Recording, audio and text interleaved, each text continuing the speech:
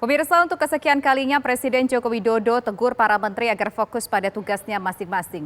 Tak hanya Presiden, Wakil Presiden Ma'ruf Amin, Menko Polhukam, hingga Deputi 5 Kantor Staf Presiden kompak ingatkan jajaran menteri tak gunakan jabatan untuk kepentingan pribadi jelang pemilu 2024.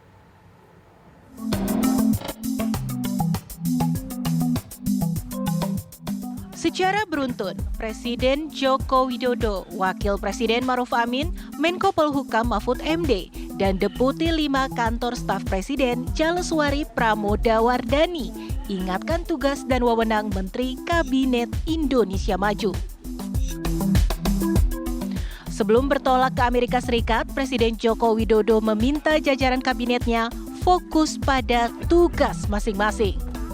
Hal ini merupakan kesekian kalinya Jokowi berpesan kepada para menterinya.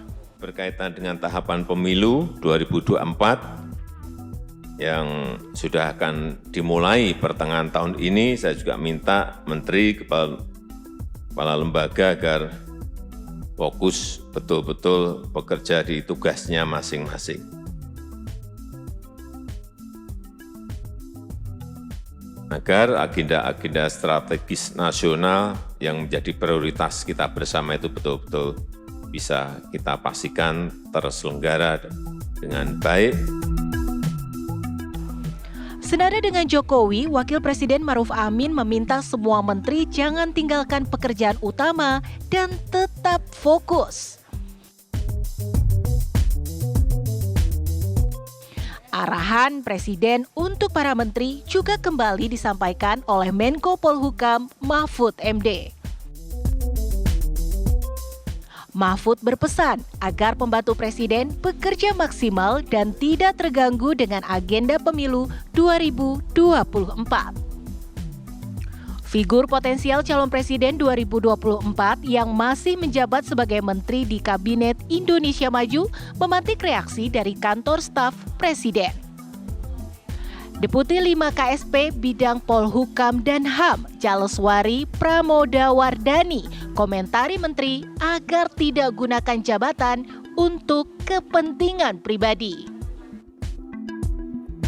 Sudah sepatutnya oleh karena itu posisi menteri dipergunakan semaksimal mungkin untuk membantu jalannya agenda presiden demi kemajuan negara dan kesejahteraan rakyat. Bukan untuk kepentingan yang sifatnya pragmatis dan personal, bahkan mengarah kepada konflik kepentingan yang tadi disebutkan, bahwa bagaimana jika seorang menteri menggunakan waktu dan fasilitas negara untuk kepentingan politik jangka pendeknya. Sementara itu, pengamat komunikasi politik Henry Satrio menyarankan sejumlah menteri yang punya niat maju capres harus berani mundur dari jabatannya. Jadi sekarang itu tergantung presidennya, dia merasa keberatan atau tidak.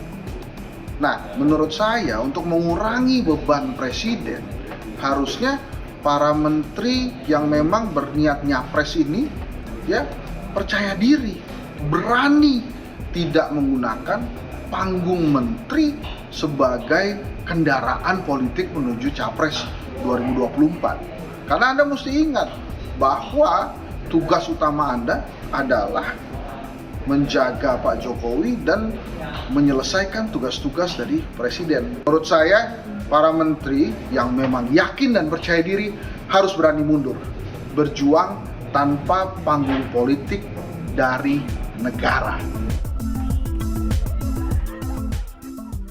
Nama sejumlah menteri didengungkan menjadi kandidat kuat dalam Pilpres 2024.